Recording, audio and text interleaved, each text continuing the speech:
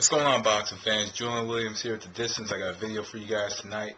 This is a prediction for Daniel Geale versus Roman Karmazin. Match that takes place on October 31st, which is Halloween. It's going to be, I don't know if it's an eliminator bout or not, but it's going to put together two contenders for the middleweight championship. Former IBF junior middleweight champion Roman Karmazin against the former IBO middleweight champion Daniel Geale. Daniel Geale lost his IBO crown last year against Anthony Mundine in a very close split decision matchup, and Roman Karmazin has been in contention for a middleweight championship throughout the year. What brought him to becoming a contender in the middleweight division was a victory over Dionisio Miranda back in January on ESPN Friday Night Fights. He took on Sebastian Sylvester last summer, and that matchup ended up being a draw, so he's coming off of a draw, and Daniel Geale's coming off of a 11th round TKO victory over Kariz Karaoke. So now, this is actually a very decent fight, when it put on paper, because you have two contenders together facing each other. One possibly at the end of his career, the other is kind of trying to break through, into another side of his career now, possibly trying to get maybe a rematch against Anthony Mundine, maybe, or I take that back, he's probably not even going to fight Anthony Mundine because he's campaigning at 154. But, maybe a matchup with Sebastian Sylvester or Felix Sturm. Somebody, one of the champions at least. Maybe even Dmitry Parov. At least one of the champions he could possibly face. Whoever wins this matchup. Maybe this warrants a rematch against Sebastian Sylvester for Roman Karmazin. Who knows? But overall, it's a very interesting matchup. Roman Karmazin in this matchup has to pretty much fight a very disciplined matchup, because for both fighters there are a lot of technical flaws. One flaw for Daniel Geale is Daniel Geale likes to throw the left hook lead. He leads in with that hook. Sometimes he doesn't throw it, off of a jab. Sometimes he's a quick fighter. And he knows he's quick enough to maneuver his way in to get that left hook off and not even set it up with the jab.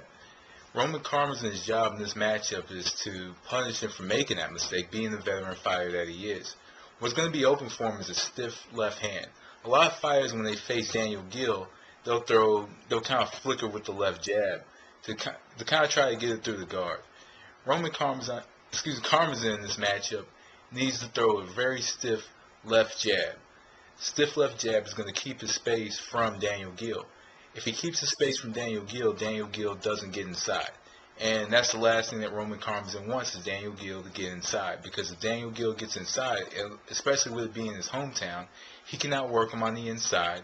Not only does he outwork him on the inside, he's going to pretty much get points, and the judges are going to be in his favor if he's doing all the work on the inside.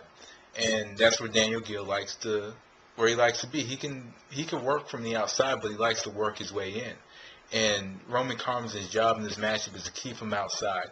He needs to shorten up his right hook, because he does like to use his left jab to set up the right hook. He does throw the right hook very wide, but in this matchup, he's going to have to throw a stiff left jab.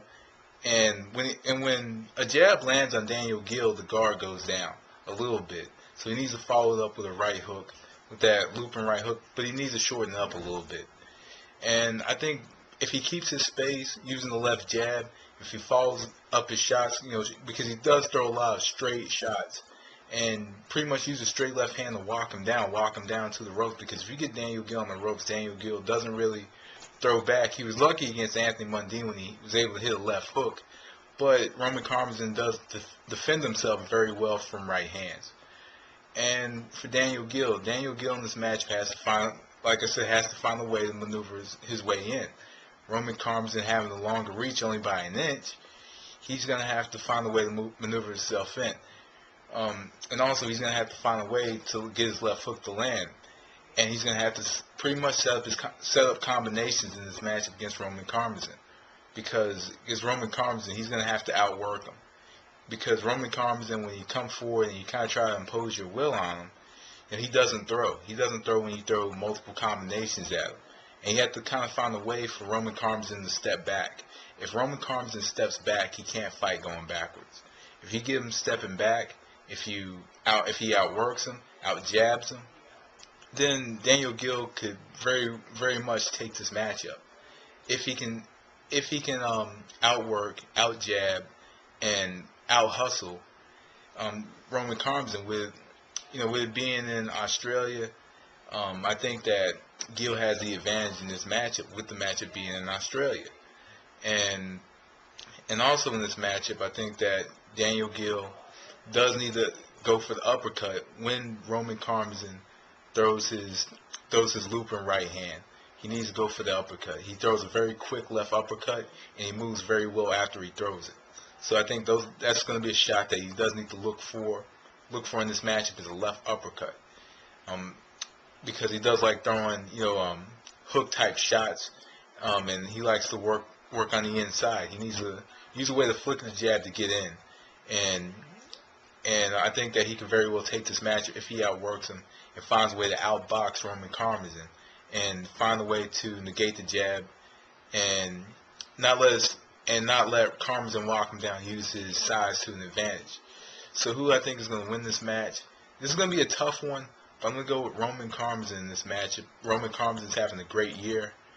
Not only is he having a great year, I think he's determined to become a titleist again. I think that determination is going to show up in this matchup. I think Roman Karmazin can take this matchup by a decision. So I'm going to go with Roman Karmazin by decision. But anyway, guys, thanks for watching. That was The Distance. Peace.